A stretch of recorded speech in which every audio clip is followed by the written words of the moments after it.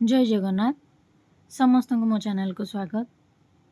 आसतु आज 15/7/2026 बुधवार lesson plan देखा।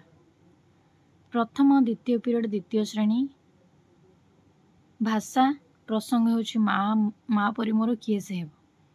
येलो कोड होची C9.1।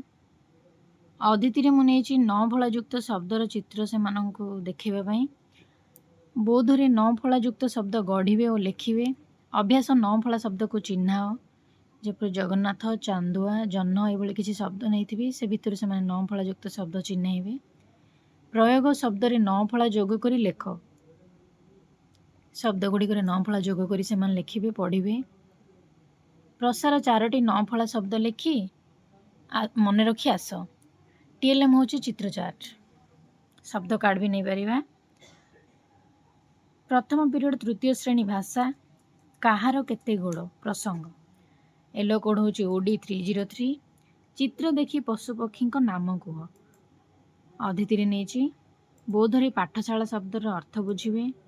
अभ्यास पृष्ठा 14 रु चित्र पठन और वाक्य लिखन। प्रयोग रे पशु और पक्षी अलग कर। बाघ चटिया पारा सिंह मांकड़ ए भितर से माने पशु और पक्षी को अलग करेंगे। प्रसार रे तुम गाँ साही को आसुथिबा पशुपक्षी नाम लिखि आण। टीएलएम होची पशुपक्षी चार्ट। तृतीय श्रेणी द्वितीय और तृतीय पीरियड होची परिवेश चाल मेला बुली जिबा। E311 होची येलो कोड। अदिति खाइबा पूर्व क्यों माने हाथ धुओ। बोधरे हाथ धुआ कथारु परिष्कार स्वास्थ्य और सुस्थता जानिबे। अभ्यास आमे खाइबा पूर्व हाथ काहींकी धोइबा। प्रयोग रे क्यों मेला विश्वर सबुठारु बड़ मेला आम पढ़े से पूर्वर। प्रसार पूर्वे किपरि मेला हेउतिला घरे बुझी आस। टीएलएम होची चित्रफर्द स्वास्थ्य और सुस्थता चार्ट। तृतीय और चतुर्थ पीरियड द्वितीय श्रेणी गणित समुद्र कूल दिनटीए। येलो कोड होची CD 8.3.2। अदिति छोट गल्प गोटे नहीं पूर्णवाचक संख्या को लेकिन से कही जेकोसी प्रकार आप गोटे गप हो कि गीत हो नहीं पारे जमी प्रथम द्वितीय सब किए है ये आसव प्रश्न से गोटे गप नहीं मु।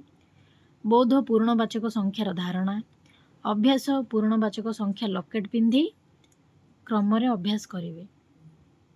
पिला आम लकेट बांटा पूर्णवाचक संख्या लिखाई तापर से डाकिकी विभिन्न प्रकार खेल ठे पार कहले अधिक समय लगे किंतु आप जापारे बहुत एक्टिविटी हो पार आम ताक नहीं अभ्यास करवा। प्रयोग पृष्ठा नंबर 13 समाधान करेंगे।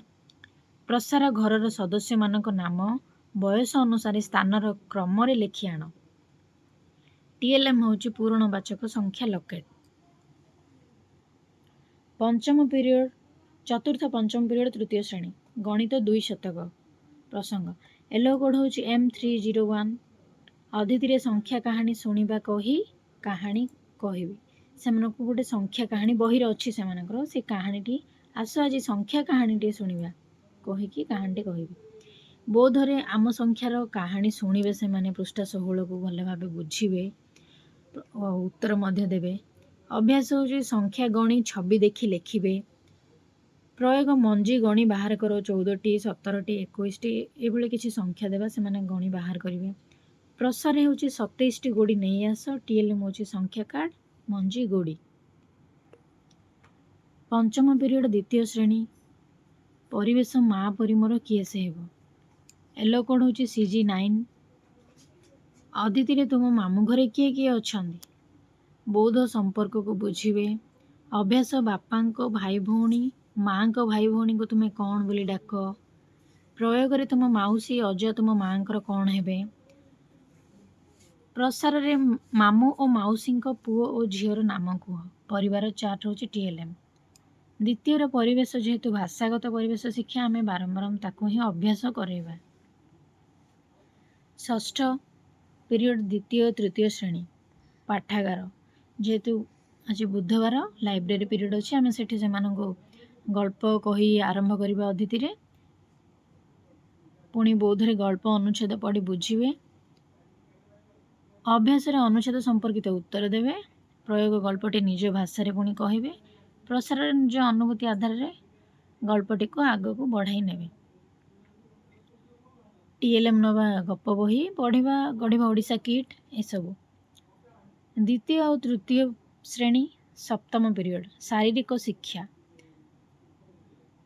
ଦ୍ୱିତୀୟ ଶ୍ରେଣୀର ଶାରୀରିକ ଶିକ୍ଷା ମୁଁ ସେମାନଙ୍କୁ ମାଙ୍କଡ଼ ଭଳି ଡେଇଁବେ, ଲଟକିବା ଜିନିଷ ଛୁଇଁବାକୁ ଚେଷ୍ଟା କରିବି, ଏଇଭଳି ଗୋଟେ ଖେଳଟେ ଖେଳେଇବି, ଉପରେ ବାନ୍ଧିଦେବି, ସେମାନଙ୍କୁ ଲଟକି ଜିନିଷ କାଢ଼ିବା ପାଇଁ ବା ଛୁଇଁବା ପାଇଁ କହିବି। ଆଉ ତୃତୀୟରେ ହେଉଛି କଳା ଶିକ୍ଷା। ମୋବାଇଲରେ କିଛି ଶବ୍ଦ ଶୁଣିବେ, ଯେପରି ଟିକ୍ ଟିକ୍ ପାଣି ବୁନ୍ଦା ଶବ୍ଦ, ତାଳକୁ ଅନୁଭବ କରି ସଙ୍ଗୀତ ଶିକ୍ଷା ପାଇବେ। ଏ କଳା ଶିକ୍ଷାରେ ଏଇଟା ହେଉଛି ସଙ୍ଗୀତ ଶିକ୍ଷା। ବୌଦ୍ଧରେ ତାଳକୁ ଅନୁଭବ କରି ସଙ୍ଗୀତ ଶିକ୍ଷା ପାଇବେ, ବୁଝିବେ। ଅଭ୍ୟାସ କ୍ରିୟାକଳାପ 1 ପୃଷ୍ଠା 49 ସେମାନଙ୍କୁ ଅଭ୍ୟାସ କରାଇବି। ପ୍ରୟୋଗରେ ଅଲଗା ଧ୍ୱନି ସୃଷ୍ଟି କରି ପୁଣି ଅଭ୍ୟାସ କରିବେ। ପ୍ରସାର ଆଜି ଘରେ କିଛି ଧ୍ୱନି ଅଭ୍ୟାସ କରି ଆସିବ। TLM ହେଉଛି ବହି। ଏଇଟା ଦେଖନ୍ତୁ କଳା ଶିକ୍ଷାରେ ମୋତେ ପଚାରିଥିଲେ ଏଇଟା କେଉଁ ପୃଷ୍ଠା ବା କ'ଣ। ଆମର କଳା ଶିକ୍ଷାରେ ଯେଉଁ 4ଟା ଅଛି, ସଙ୍ଗୀତ, ଦୃଶ୍ୟ କଳା, ସଙ୍ଗୀତ, ନୃତ୍ୟ, ତା ସହିତ ନାଟ୍ୟ, 4ଟି ଯାରୁ ଆମକୁ ଟିକେ ଟିକେ କରି ସାରିବାର ଅଛି।